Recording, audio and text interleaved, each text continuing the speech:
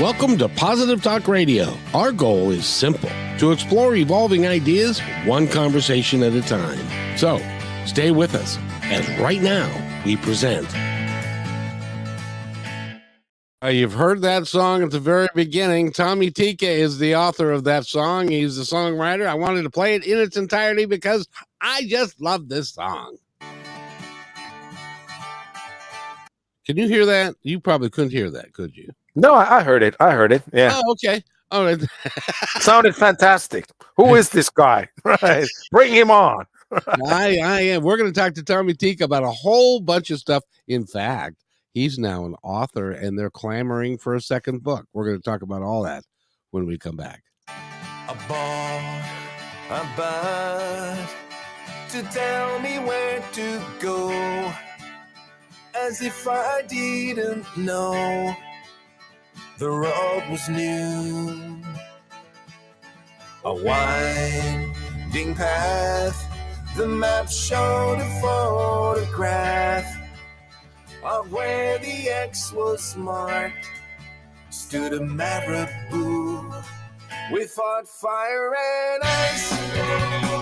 Odysseys of different sorts would be. We fought fire and ice. The crew was just my kid brother and me. We fought fire and ice.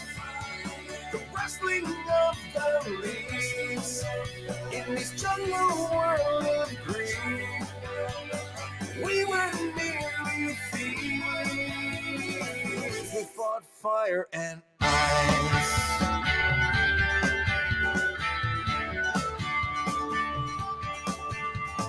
Our bunk beds had a precious view.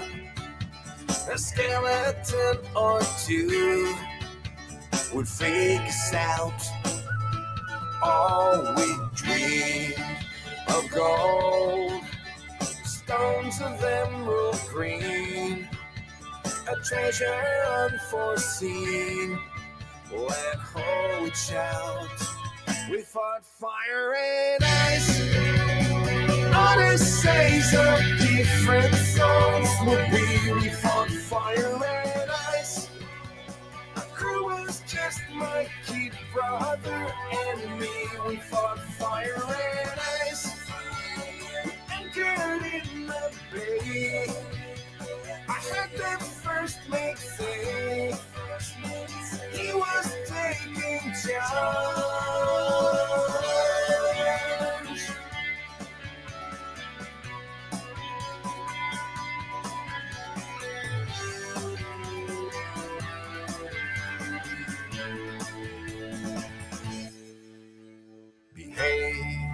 Yourself, or you walk the plank. My brother said point blank, you parrot feed. We fought fire and ice. Odysseys of different sorts would be. We fought fire and ice. Our crew was just my kid brother and me. We fought fire and ice. We're running to the root and lost our shovels too. This surprised the crew. We fought fire and ice.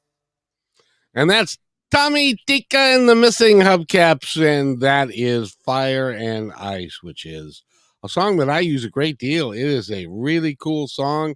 And I love it a lot. And Tommy, thank you for creating that. That's pretty cool. You bet. I mean, the pleasure was all mine. I think it sounds fantastic in the beginning. You know, it does, and it creates. And I use it for all my opening stuff and closing. Well, I have to recreate the closing stuff, but I'm working on using that as and some form of it in all of the stuff that I do. So it really is cool, and I want to thank you for it. This is, by the way, Tommy Tikka. He's been on the show before, but he is he's very gifted at what he does. The type of music that he plays, I love the style that he uses. He's one of those guys. It's really not fair, Tommy. that you can do all. You're making me blush, man. It's making me sound great. But Well, thanks you for do that. it I all by appreciate that. yourself. You write it, you produce it, you do all the vocals, you do all the music, and you come up with the ideas. It's pretty cool. I suppose it is pretty cool. I always thought of making music as this ultimate magic trick that, you sit down with the guitar and where there once was nothing, all of a sudden there's something. It's like pulling a rabbit out of your hat. Yeah. It's that's what it feels like. And the good ones like Fire and Ice, it's I believe it's one of my better ones. It's just kind of happen naturally. You don't have to work at it that hard. I always feel that if you have to work very hard at a song, then and you're not having a great time writing it, then probably people aren't going to have that great a time listening to it. So I always drop those ones. I mean, sometimes you find them because I tape everything. Yeah, just to be on the safe side in case I'm kind of throwing out gems, and maybe I'll listen back to them in 5 years or so, and I find something from these recorders that I feel like, man, I should have used that. But then the beauty of music is that it's there and I can pick it up whenever, write it or complete it or finish it and just turn it into a real song. So, but usually I just let those ones go. If it doesn't come naturally, it's not organic. There's something that isn't working. I have very bad experiences pushing those songs. You end up recording them, working hard at them, and then 2 weeks down the road, you come to the conclusion that I never should have started this in the first place. It's You very just blew 2 disheartening. weeks. Yeah. Yeah. And by the 2 way, weeks, yeah, exactly. Yeah. he was in Carmen Gray, The Impersonators, and then there was a moment in time when you decided to go solo and to go do your own thing. What motivated you to do that? I know that being in a band. Well, I don't know that. I've never been in a band, not since I was like 9. But what's it like to make that decision to go on your own when you've been kind of surrounded by all these like-minded guys for so long? Well, it was very hard. I think, like I've gone on record saying that Carmen Gray was loved by critics, and had big hits, Scandinavia, and Impersonators, um, you know, same thing. And we had iTunes hits, basically international iTunes hits. I had when I was in the Impersonators. I think it was I was scared that once I go solo, the hits stop, and also there was something very scary about being the only person responsible. There's great strength in numbers that you put out a record with a bunch of people. If it gets bad reviews, it's kind of like a bad thing for all the 5 people in the band, as opposed to just for the solo artist who is the only person in the band, as is the case in Tom Tikka and the Missing Hubcaps. It's your face. It's, on the one hand, you have all this freedom, you get total artistic freedom in the sense, because you decide, if you play all the instruments, you decide what the instruments play, but yet at the same time, you carry the responsibility alone. And I think I always wanted to do solo stuff, but up until that point, I'd been too afraid to do it. But then it came really naturally when with the Impersonators I was playing most of the instruments anyway, and with when COVID hit, it became very difficult to see people, meet people, and go to play with people. You really didn't have opportunities to play live at all anymore. Not that Impersonators were doing a lot of that, but to a certain extent. But so then it was very natural for me, when everybody else was taking a break, just to start messing around with music in my home studio. And that's how that first 3-song EP, Working Class Voodoo, came about. I just started writing songs, and this time with my wife, because she's very musical, and obviously we're both stuck at home. Nobody can go to work, like it's COVID lockdown, going crazy. The kids are running around. It's like I saw this meme back in 2020. It was a funny meme. It said day 3 working from home, and the kids were taped to the floor and gagged. So I mean, that was basically the case here. And so whenever the kids took it, they would go down for a nap. That's when my wife and I got the instruments out, came upstairs, and started jamming, and all those, I think we collaborated on all those 3 songs on that first EP, and it was fun. And so it was kind of like all of a sudden, I was there recording this solo album, and I could do whatever I wanted with it. There was nobody to tell me where to go or what type of songs to write, or if some song was too long, or if if the label thought it wasn't a hit. I was just That's how the Missing Hubcaps, Tom Tikka and the Missing Hubcaps, that's how it started. It just did whatever I wanted, because up until that point it had been very, very supervised by the label, because I've always been with a label, but it had been very supervised, and as to what kind of stuff to produce, and are you sure there's a hit here, and write another one, we're not convinced. So this time I was just writing whatever I wanted, and then I started shopping the EP around, and I played it to Michael Stover, who's ultimately the guy actually who brought us together. Yep. But and he loved it and said, yeah, I'll put it out. And he's got MTS Records, of course, and that's basically how my solo career started. And the EP got great reviews and was well liked.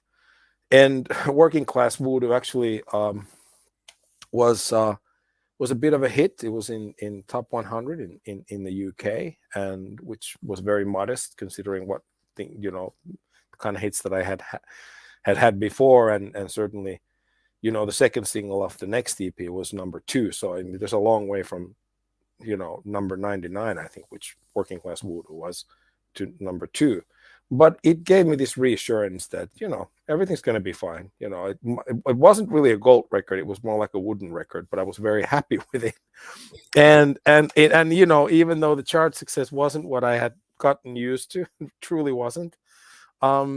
It got great reviews, and people liked it, and that was enough so that I started pretty soon afterwards working on the next one. But they were EPs in the very beginning, because I was very cautious. I'm wondering, like, is this going to take off? Should I go back doing the impersonators, or perhaps Carmen Gray should, come back together and record another album? Because we were recording for big labels like Sony and Warner. So this was doing it upstairs at my home was kind of, I wasn't convinced at first. And I was still learning to produce records. It was a modest start in a way, but a start nevertheless.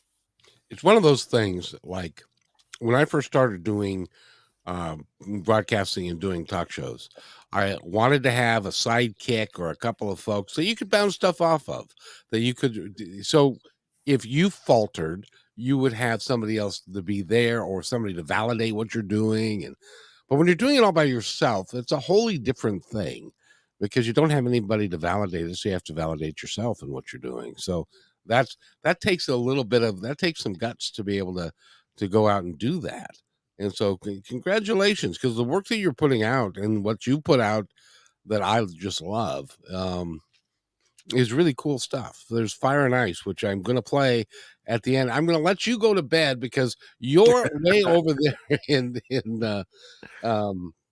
it's pretty cool. He's a dad. He's got 6 kids, one of which is 8 years old and is now a champion soccer player, or football, as they would call it. And so he spent all day in the field watching the kids play.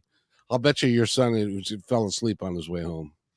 Oh, yeah. I mean, yeah, that's right. And we had the little brother with us. So, the 6-year-old, he dozed off as soon as we got in the car. I mean, but it's, on the one hand, it's wonderful to see your kids play. But yet, there's the other side to it where you're getting hungry, and everybody, I mean, all the parents who've been standing there, at the football pitch, this, it's, it's wonderful, but yet at the same time, you do it 3 times a week. I hope he appreciates it. Let's put it this way. By the way, do you have McDonald's over there? Oh yeah, I mean, that aren't those everywhere. When I was a kid, like we lived in California, right? So we'd spend the summers in Finland. Back then, there were no McDonald's here, but we'd tour Europe. We'd kind of take the ferry from Finland to Germany, and then my dad would drive us around, go to all these different countries. We'd spend like 5 weeks on the road. They were great trips. In Europe, back in the 90s, you'd have McDonald's, and I remember thinking like there were American embassies, right? Used to say like there's another American embassy. And that's what it really is. It's they're everywhere. And they're here now everywhere too. There's like zillions of them.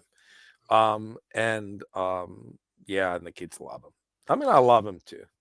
But it's one of those things where it's like the soccer game and then the drive-through at McDonald's and then eat something and pass out on the way home. Yeah, I mean that's yeah, exactly. Everybody else can fall asleep except dad because he's driving. So Yes. So but So thanks, Dad. You've been working hard all day and with your kids and stuff. And I wanted to also talk to you about now the music. We're going to play some more music. You and I are going to go do some conversations with Tommy about a whole wide range of things because you're a very learned, astute man. We've kind of developed a good relationship, and it was a very good relationship. And so I would love to talk to you about a whole wide range of issues and play your music at the same time. So we're going to kind of put together a little series here of that. But I want to talk to you about your dad because yeah, okay, dads are cool. very important, and Yeah. yours was so important. You wrote a book. Yeah. I mean, my dad was he was an incredible guy because he'd left home when he was 15 and he joined the Merchant Marines and forged his mom's signature because he was that young. I mean, you could join the Merchant Marines in Finland when you were 16, and he sailed around the world on these merchant ships. And I mean, all the stories that I heard growing up were just incredible. He'd go to South America. You know, he'd be in Rio when he was 16, dancing the night away, drinking. His stories were filled with the Argentine secret police and prostitutes. And whenever my mom wasn't there, obviously, he'd get me. It's like, Tommy, I gotta tell you this story, this thing that happened to me in Buenos Aires in 1964 or whatever, and they were just incredible stories. And even at the time, as a very young dude, I thought, I should record these. I should, or rather, at first, I thought, my dad should write a book. That's what I always thought, that he should write a book because they were wonderful. They're very exciting, and he returned to all these different stories, especially the one where he claimed he met Josef Mengele in, the famous Nazi or infamous Nazi war criminal Oh yeah. in Brazil, and a lot of the Germans that lived in those parts. Not sure if that ever happened. My dad could spin a tale like no one else, but whether that was true or not, I always did feel like that these were incredible stories, very entertaining. And it was almost like, I guess the word that I'm looking for is compelling. I just once you sat down with him, you started talking, telling you stories. It just almost you didn't want the night to end. And like I said, I always thought these should be written down. I never really got around to it because they were his stories to begin with. And I think it was 2000 and I want to say maybe 18 or 19 when I started talking to him. I said, like, look, Dad, I'd like to write a book, and I want your stories to be in the book. It's going to be fiction, but the book is going to be about this Finnish merchant marine. And I want all your stories so I can write about the past, because in the book there's the present and then there's the past. But I've never been a merchant marine, so I needed to know stuff. What happens on the ship, how to get paid, what were the routes, how long did it take from Europe to Latin America in those days? Why were they going to Latin America? What happened in the port? And all sorts of things. They were important things to. I needed that knowledge to write a credible story, because if somebody reads it and they've actually been a merchant marine, let's say they're in their 70s, and they could just say that, oh, it wasn't like that at all. So my dad agreed to be interviewed. So I take my iPhone and place it on the table and started asking questions. I love those interviews. He's passed on now. And I return to them every once in a while. Yeah. And he told all the stories or retold them because I had heard them countless times before. And if he left anything out, I'd be asking, like, what about the time that, once you told me that when you were in Sao Paulo, this happened. It's like, oh yeah, I remember that now. And so it was wonderful. It was wonderful. And then little by little I started writing the book. It was initially just going to take place in the past. It was just going to be my dad's story. But then as I started writing, I realized that it's going to need something in the present that ties in with the past to make it very exciting. And so it has basically two layers now. And it was very exciting to write and kind of wonderful because once I was writing maybe chapter 10, my dad had already sadly passed away. And I think, it was kind of like bringing him back to life, sort of therapy after he was gone. I stopped writing when he died, and then maybe 6 months down the road I picked it up again, and it was listening to those recordings and then sort of finishing the story was almost like bringing him back to life, and it felt good at the time. But I had to take that break because it was just too painful to return to the recordings and everything right away. But I mean, I'm glad I did finish the book, and I was very happy with the book when it was finished. Well, you're not alone. There are others that were very happy with it too. Yeah, Um, yeah. People who've read it say that it's a good book. So yeah. know, Well, and your publisher has asked for a second one, hasn't he? yeah, we talked about a sequel, and I kind of and I haven't started writing it yet, but I know what's going to happen. So, and I also have a lot of the stories that my dad told that aren't in the first book. So it's kind of nice to basically write those as well. I think that by the time the second book is finished, I don't think there's going to be any more stories left to tell. So it's a nice way to bring about full closure in the sense that if the kids ever read those books, then they'll have all their grandfather's stories. Not now, part of them are just on the recorder. So Now, how is it different writing a book versus writing a song? well, I think I found it to be a lot harder to write a book. And first off, if you think in terms of writing a novel, it's what is like 250 pages, 300 pages, and you you got to keep it going. You got to go. It's hard work. I felt it was hard work. It took me years to get the book together, and then if you want to make it special, it's even harder. I think people who publish something every year, some of these authors are great. I'm not gonna, because I've always been an avid reader. Um, if they're great books, some of them even fantastic, but I mean, they're pretty much the same story all over again.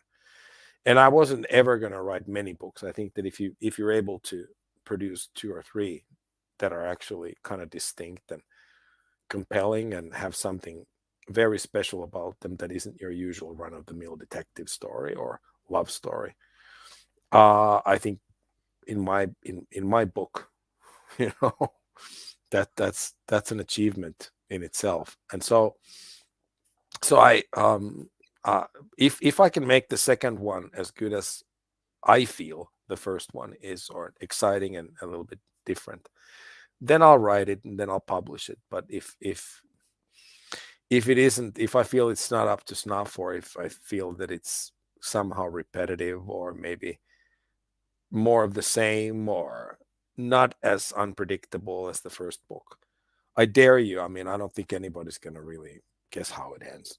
I it nobody did at the publishers. No one who has read it has guessed. And so I think that it just to spin the ending. It was for me was 4 months. I wrote 121 different endings.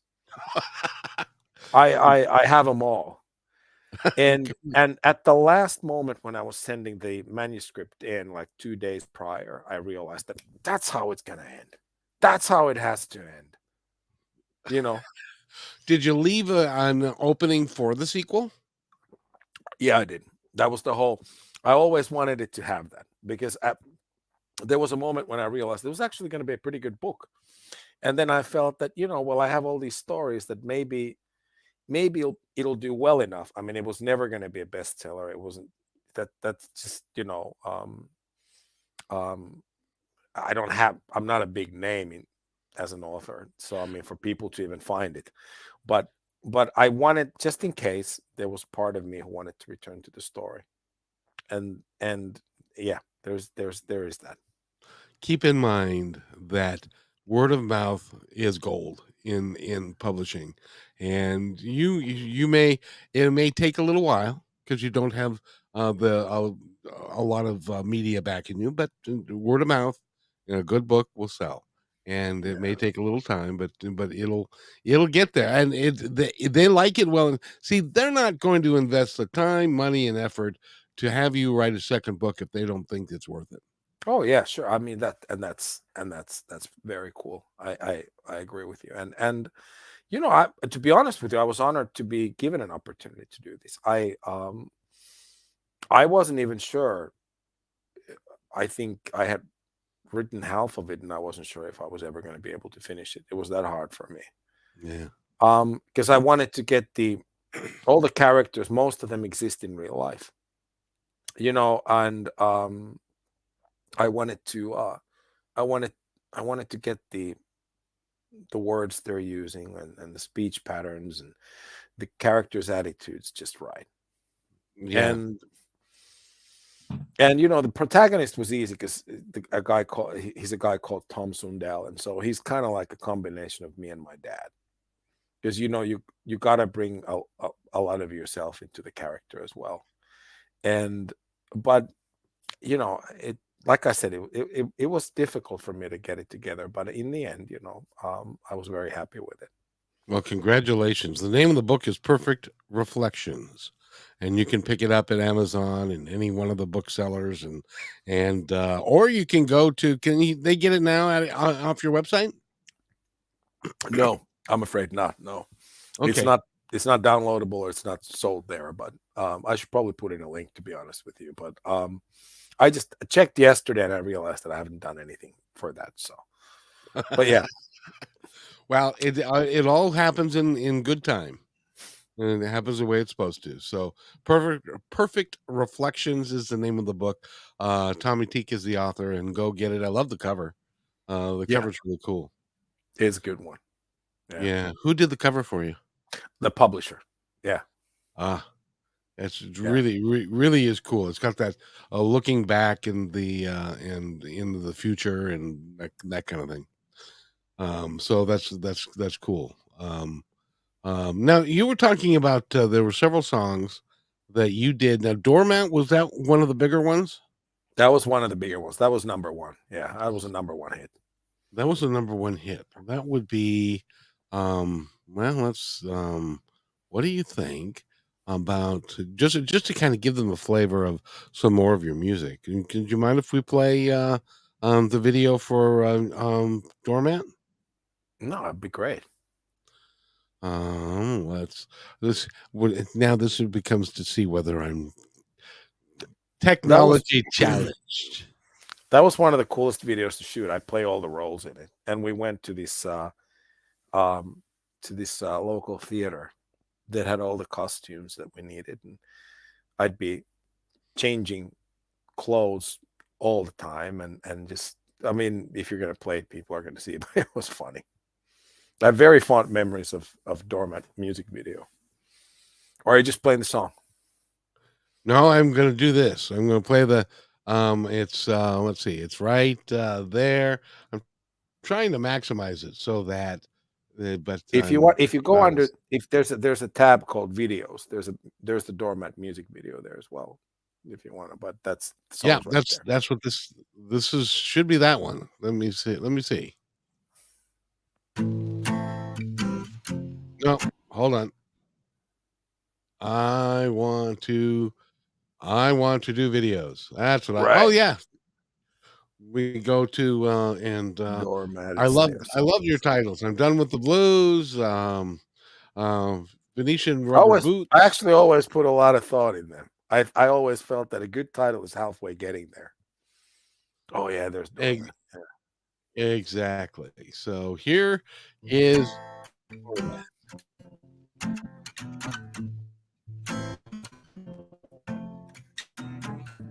I can see you miles. I know what you do when I'm not around.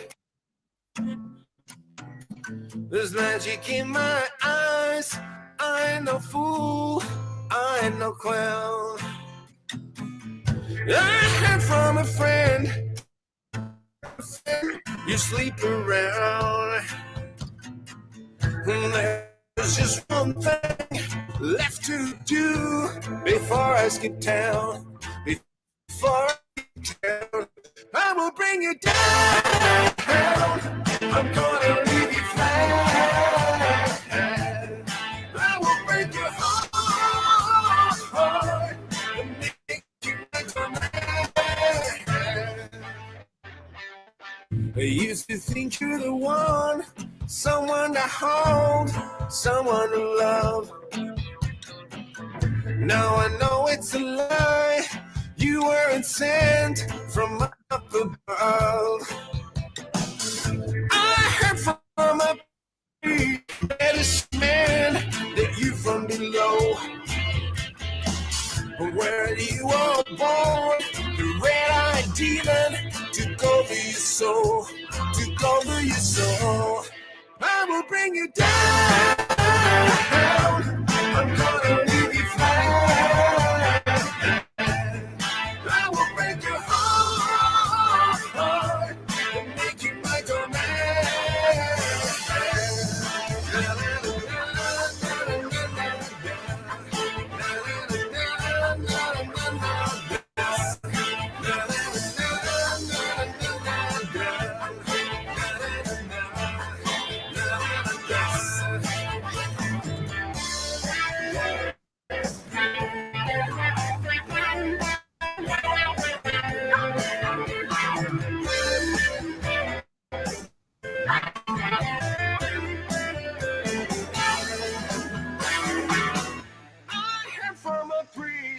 A medicine man that you below.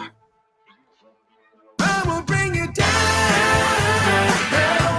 I'm gonna leave you flat. I will break your heart and make you my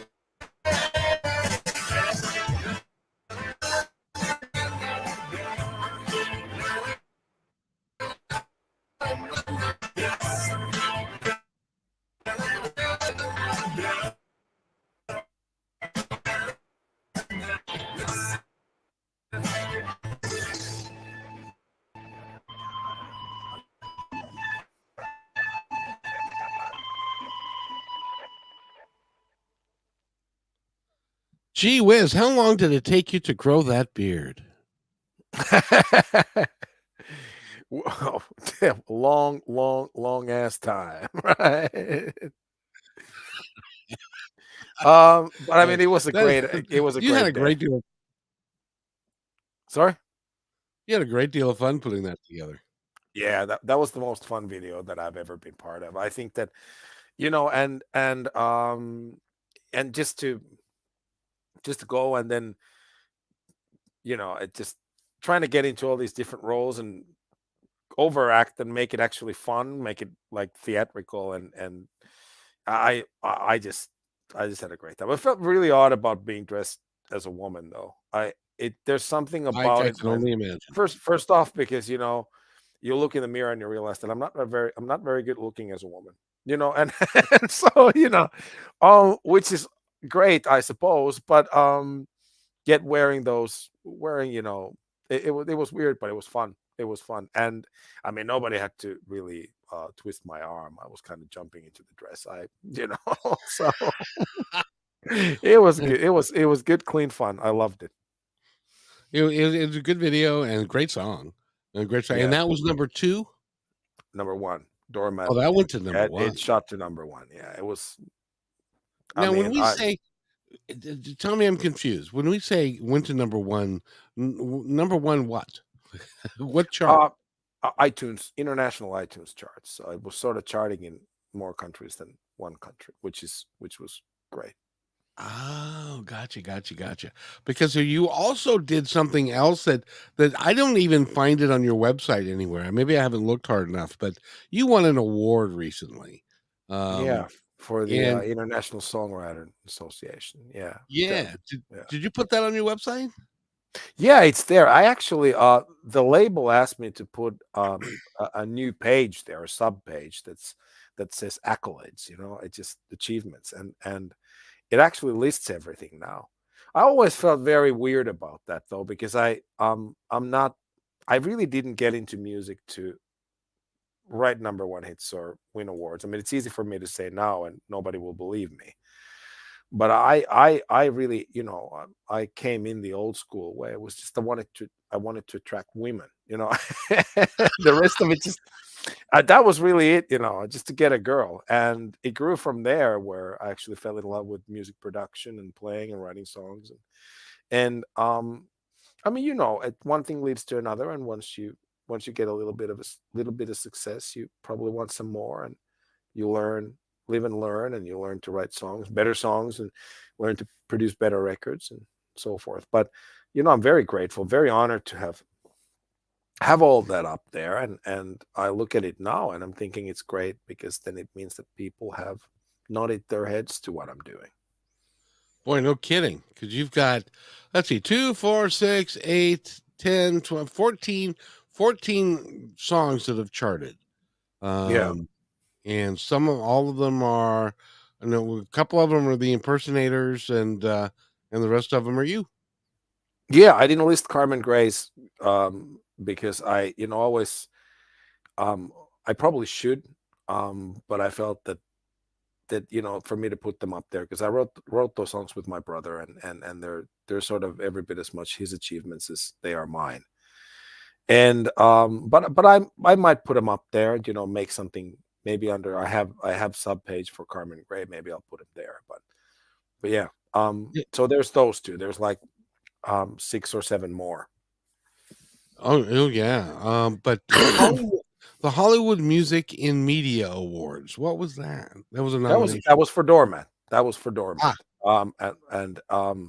And that was a big one. It just yeah. I was nominated, and I got into the finals, which was amazing. Didn't win, but I got close enough so that they wanted an acceptance speech from me, just in case I won. Um, so I mean, it was a great honor. That's the biggest one. Even though I've won the ISSA awards, that's the Hollywood Music and Media Award. Being right. nominated was Well, was I mean, the achievement. they mailed you the award because you didn't go. Right? Yeah, that's right, for ISSA. Yeah.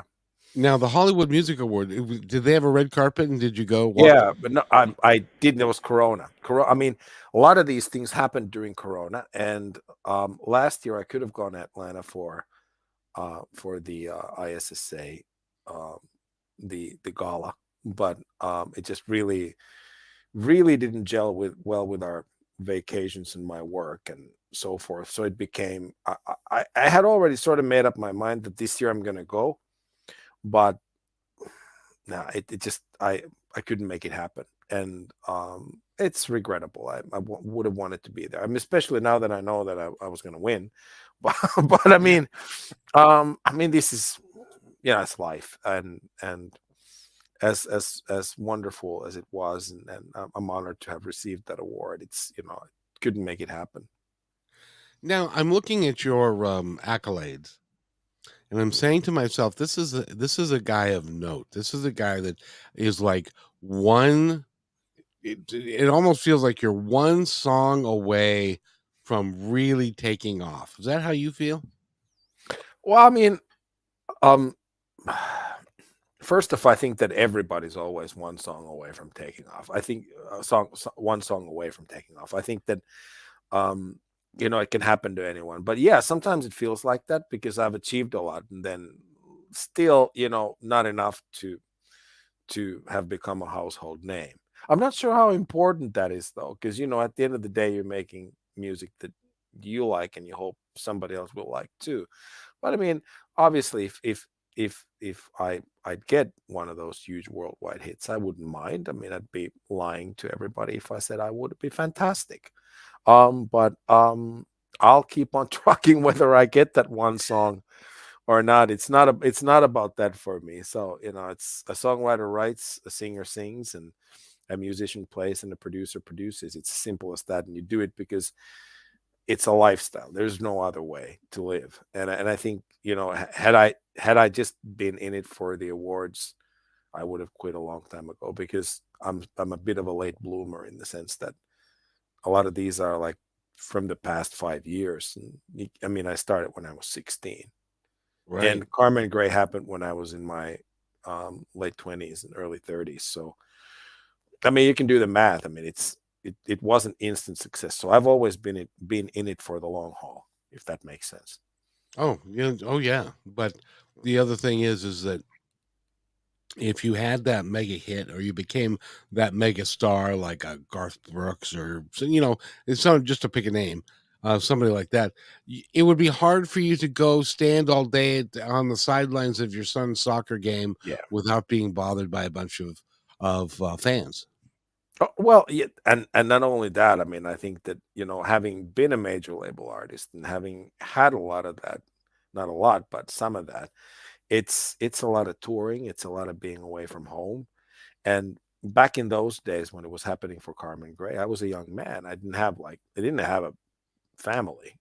It's well, I mean, I had a family, but not six kids. I have six kids now, and so it wasn't and when this whole thing started, I didn't have kids. Carmen Gray started, I had none, and so it was easy to kind of throw yourself into what you were doing. And I mean, if there are no kids, who obviously kids need to go to school and all that, you can, if you just have your spouse, they can follow you. They can come with you wherever you go. If it's a luxurious lifestyle, it can take a few years off from what you're doing, especially if music pays the bills like it did in those days. Um, but once you have kids and you have a house and you put down roots, it's a horse of a different color. And you're right, wouldn't be able to stand at the football pitch watching my son play. And at the end of the day, that's really what matters. Um, but I mean, it's just so people don't get the wrong idea. Buy the records, Nothing against world domination, but yeah, you're right. I mean, there are more important things in life than cutting hit records. It's true. Now, and this is the public service announcement that I always like to make whenever I have a musician on. Please buy the music. Don't download it or don't stream it. Buy it. Because these guys, the major folks like Spotify and those guys and iTunes and stuff, they pay a pittance for the work that these guys spend their whole lives doing, and they deserve to get paid for it. Um, so buy the music, please. If you like it, buy it. So there. Thank you for that announcement, and I encourage the same thing. But I mean, that's the reason why. That's one of the reasons why. One of the things that I think is wrong with current music industry is the fact that um, people aren't making money, and you have these aggregators who just everybody's able to release music whether or not it's a professional product. And so you know that Yes. that's yeah. Well, and what do you think of? And we'll get into this more on another day, but I just wanted to give you your thoughts on what do you think about artificial intelligence? What's that going to do to music? um yeah, it's gonna kill it. I think that artificial intelligence is a scary thing, by the way, and we just talked about this with my brother. Because it's not just music. It's easy for us to sit here now and say or talk as if this was just a case, or if this just had something to do with writing songs or painting painting pictures or whatever. But I mean, there are human robots that use artificial intelligence. They look like humans. People are getting ready to, and this is happening. People are already marrying these robots. Um, because Hold on, wait. yeah, Are you? I'm just saying that artificial intelligence as a concept technology, it's getting out of hand. On the one hand, you have computers writing songs, but on the other hand, you have computers inside robots that are simulating human behavior, and That's after. That's now. that's now. And yeah, Holy shit! and just to give you, there was in the news, that's now, it's very now. And you can Google these robots. My God, they're like 10 grand, but they sure do look like people.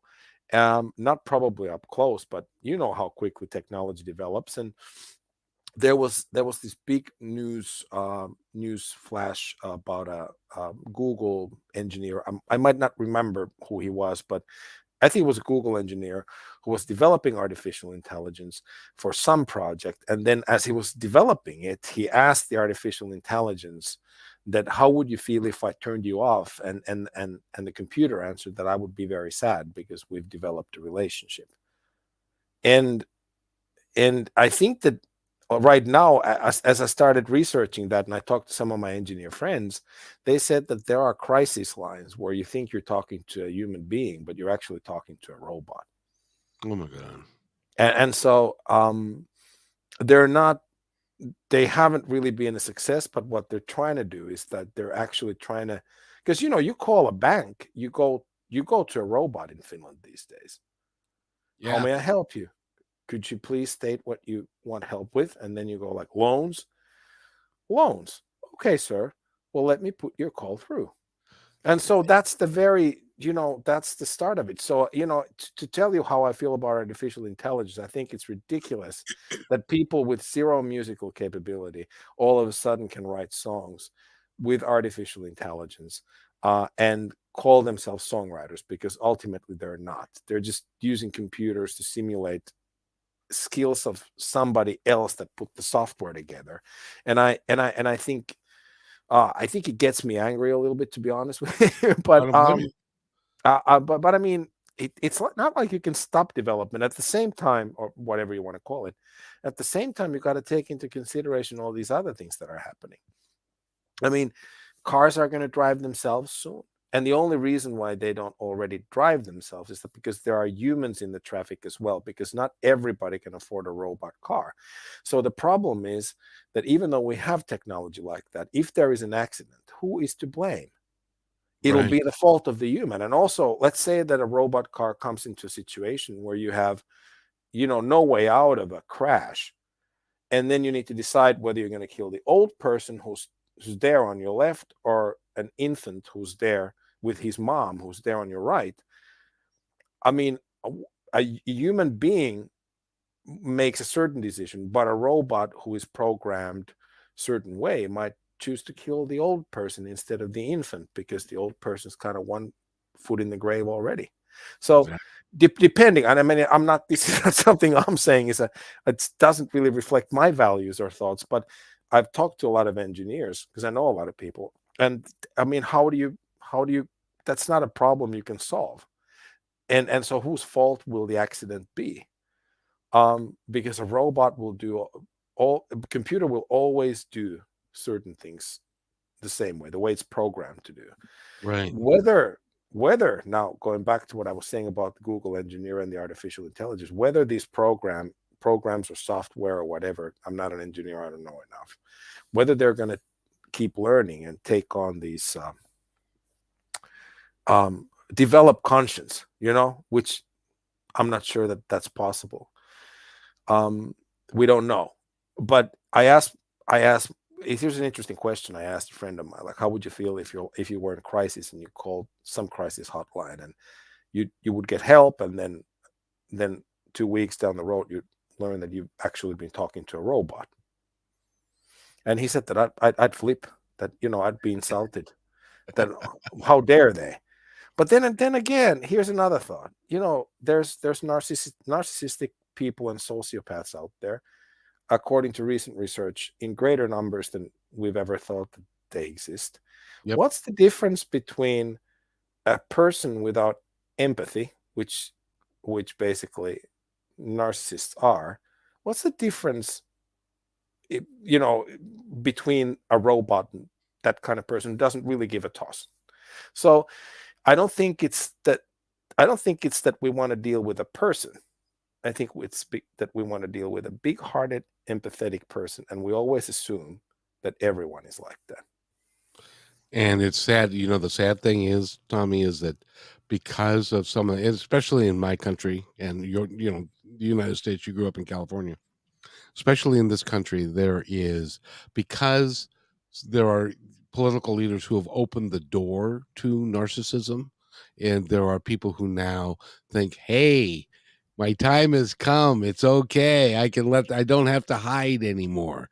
So I don't know that we have more than we ever had, but they're just coming out of the woodwork because they feel more safe to do that. Yeah, I mean it's more acceptable these days. It's just the way It it should is. And not I'm be, but it no, is. no, it shouldn't be. But I guess they've always been around to a certain extent, and certain careers, of course, attract these sort of people more than others.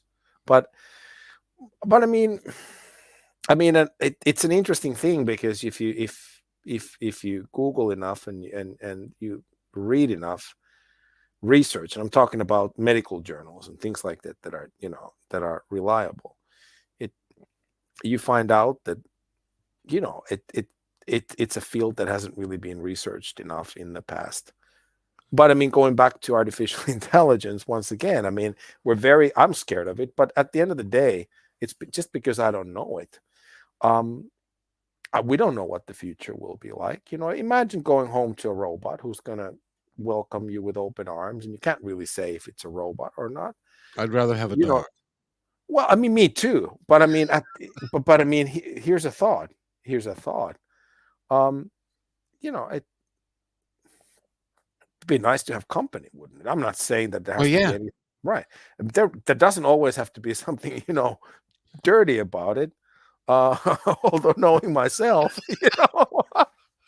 Well, I'm a nice man. It just, you but I do just don't. realize that will be, since porn is like the number one money making industry in the world, that it won't take very long, and you will have robots saying, "Hello, dear. Come here, dear," and that'll be Oh, and that's people are going to say, "Oh, it's just there for company." It's like exactly. everybody. We mentioned McDonald's. Nobody admits that they love McDonald's. It's the best food ever. Nobody's going to come to you and say that my mama never made anything as good as McDonald's fries, right? That's right. Nobody will ever say that. But yet at the same time, it's the most popular restaurant in the entire universe ever. And in France, I just learned there are more McDonald's in France than anywhere else in the world.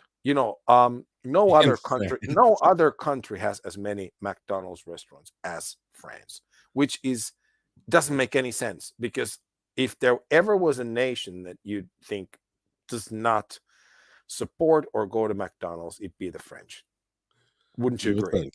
Oh, that's absolutely Just absolutely. I would think, a little glass of red wine and something that would be nice and things, but rather than a Big Mac and a Coke. That just doesn't seem right to me. no, I mean, it's like people running into each other at McDonald's. Like, what are you doing here? Oh, I don't know. I just walked in. I didn't know it's McDonald's. Yeah, what is It's this like, place? I've never yeah, been here before. I'm here to rent a car. Right? Must have come to the wrong place.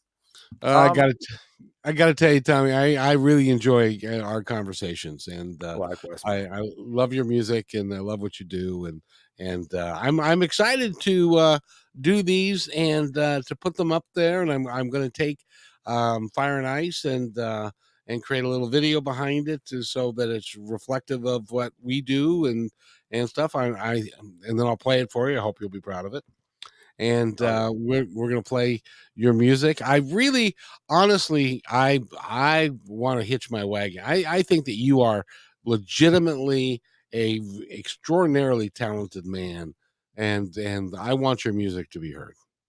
Man, I appreciate the thing. It warms the heart. Really does. Well, you and you're a good human being. you've got 6 kids, and you're living a good life, and stuff. And so, you should be really proud of who you are. And thank Thank you you. for coming and doing this show, My you add a whole pleasure. I bunch to mean, it.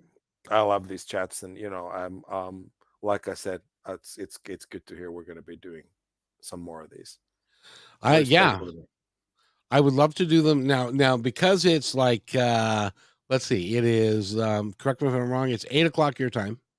correct.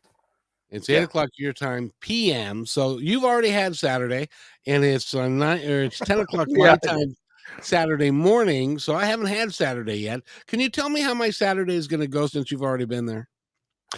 You're going to meet a robot. It's going to be a fine robot, and it's going to be, 5 It's going to 5 be and just for company.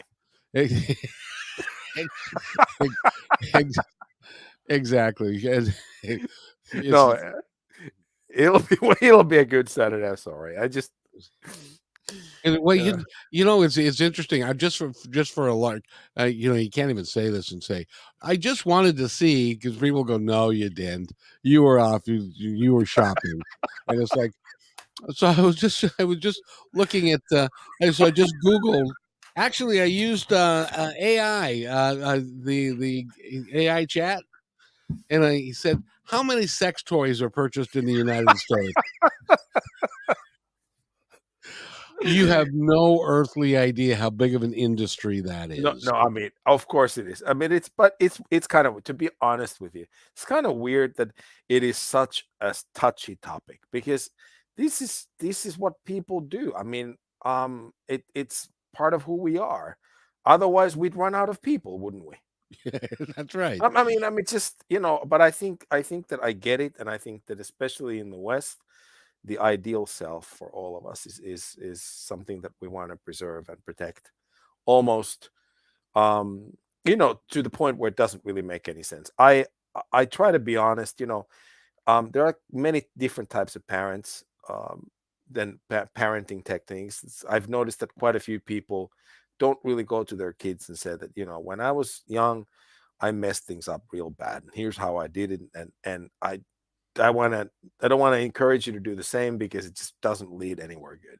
So I've always been very candid and honest about my shortcomings to my sons, and I don't know any other way, because I think at the end of the day we're people, and I think it's just who we are. If we do not admit to ourselves that we're flawed, we're not going to improve. That's one of the worst things that you can do to yourself, actually, not to look in the mirror every once in a while and say to yourself that I could have done so much better, Oh yeah. because you're going to end up repeating the same mistakes. And here's the kicker: blaming the whole entire world and everybody around you for, well, your mistakes. Yes. Until you have something where you actually get caught and there's no way to avoid it. There was I was reading an article, and the article started off with, never wear a butt plug to an MRI. And I said, well, this will be interesting. Apparently, I had no idea, but apparently this guy uh, thought that the device he was using, which they call a butt plug, was plastic. Turned out to be metal on the inside, and when it went through the MRI, it jettisoned it into his abdomen. Okay. Jeez. And so at that point, Jeez. he can't really say, I don't have any idea where that came from or where that was. And so they had to do a couple surgeries to Jeez. eradicate it. But Jeez. Oh my God. just another Things story. that can happen. No, but things that can happen to you. Exactly. And then you have to go home and explain that to somebody. But I can see how easy that would be. But I mean, but I mean, seriously, I think that, and hopefully we'll touch upon this topic later on in sort of podcasts to be. But I think it's quite important and also quite challenging, I think, for people to admit that they're people. And I think, going back to your comment about the certain industry. I mean, there's a reason why it's so big. Oh yeah. Nobody. It's one of those big things that nobody talks about. That's right. Just like McDonald's. You know? Yeah. Exactly. So, young man, your kids are tired. You must be exhausted. I'm gonna, and it's evening time. It's time for a glass of wine and to relax for a little bit before you Absolutely, yeah. send them off to bed. And I want to thank you again for being here. And I really enjoy our chats. And what I'm going to do is I'm going to play I'm going to let you go, because I want to play Hearts on Fire. Can I play All Hearts right, on Fire? awesome. Yep, go ahead. It is a really it is my favorite Tommy Tikka song. All right. And although Fire and Ice has become a close second, so I really love them both. I love a lot of your work, and a lot of it has to do with who you are and the type of music that you play. And so Tommy, is there anything you'd like to say before we go? No, except that I can't wait for the next time we come together and chat. I've had a great time. Saturday, Thanks, maybe? Yeah, Saturday. Let's do Saturday. Let's So do you Saturday. at 9 Pacific, and I don't know what do they call it your time? What time is it? It's 8 is it o'clock. 8 o'clock Central European time. Oh, is that what it is? Okay. Yeah, it is. Yeah. Yeah. Okay. So, Tommy, thank you so much. You're welcome to hang out with me and listen to this, or go see your kids before they go to bed. I'll go see my kids before they go to bed. Yeah. But awesome, man. So thank you so much. And this is Hearts on Fire.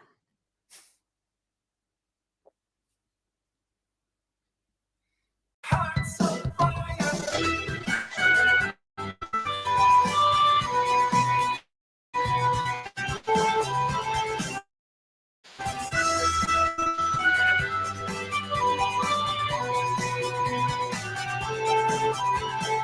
Do you remember when we all sat down and we swore we won't get old? Stephen married money and he lost his hair. Jake's heart has turned cold, and I've been bought and sold. It's on fire, and my blood boils hot. I am all desire, I will never stop. I'll stay from you.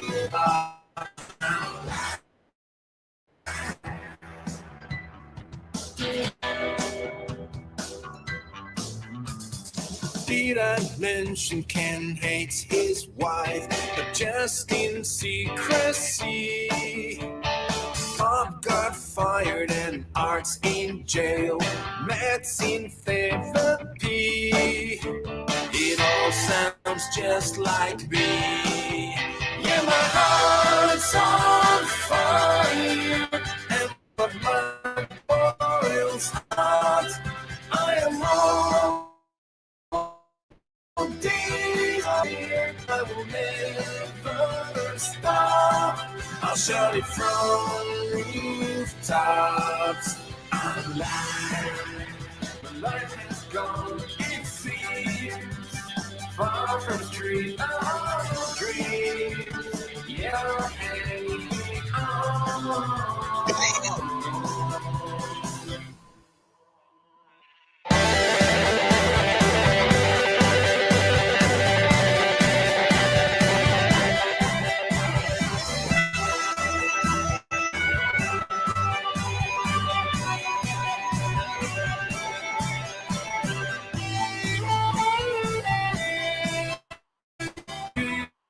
Remember when we all sat down and we swore we won't get old?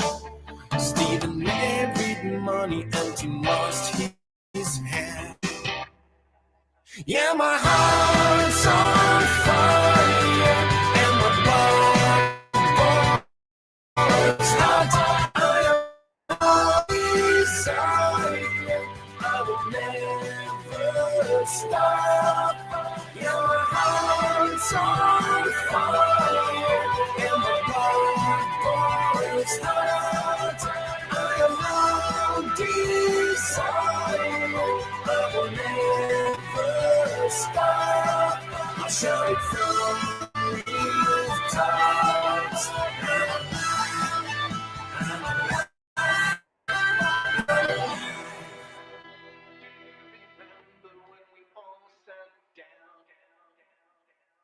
Hey, thanks for enjoying this episode all the way to the end. Please give us a like and subscribe to this channel. This has been a production of PositiveTalkRadio.net. Please visit our website, oddly named PositiveTalkRadio.net, for more details about us and our mission, which is to provide great positive programming designed to inspire us all. I'm Kevin McDonald, and I'm proud of these shows, and I truly hope that you'll like them and share them with friends and family. So on behalf of our entire team, remember, be kind to one another because each other's all we got.